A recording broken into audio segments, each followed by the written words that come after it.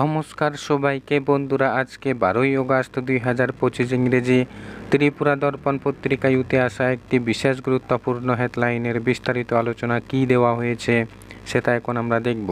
হেডলাইনটির নাম হলো করবুকে বেহাল রাস্তা অবরোধ। এখানে বলা হচ্ছে, রাস্তার মাঝখানে বড় বড় গর্ত, অল্প বৃষ্টিতেই জমে পড়ে জল, চলাচলের জন্য নেই উপযুক্ত রাস্তা। বার কয়েক রাস্তা সংস্কারের দাবি জানিয়ে শুধু মিলেছিল প্রতিশ্রুতি বাস্তবায়িত না হওয়ায় অবশেষে পথ অবরোধের মধ্য দিয়ে দীর্ঘদিনের পুঞ্জীভূত ক্ষোভের বিস্ফোরণ ঘটায় দুটি গ্রামের জনগণ। সোমবার সকাল 7টা থেকে জনজাতি অংশের জনগণ অবরোধে সামিল হয়। আচমকা অবরোধের জেরে আটকে পড়ে কয়েক শতাধিক ছোট বড় যানবাহন।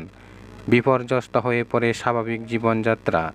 অবরোধকারীরা জানায়, চিলাচুরি ব্লকের পতিছুরির জগন্নাথ ও গুণমুনি পাড়ার জনগণ বহুদিন ধরে রাস্তা সংস্কারের দাবি জানিয়ে আসছিল।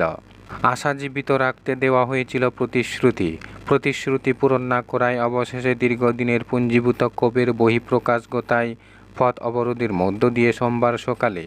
আচমকা অবরোধের জেরে আটকে পড়ে উভয় দিকে চলাচলকারী বহু যানবাহন। খবর পেয়ে ঘটনাস্থলে ছুটে যায় পুলিশ।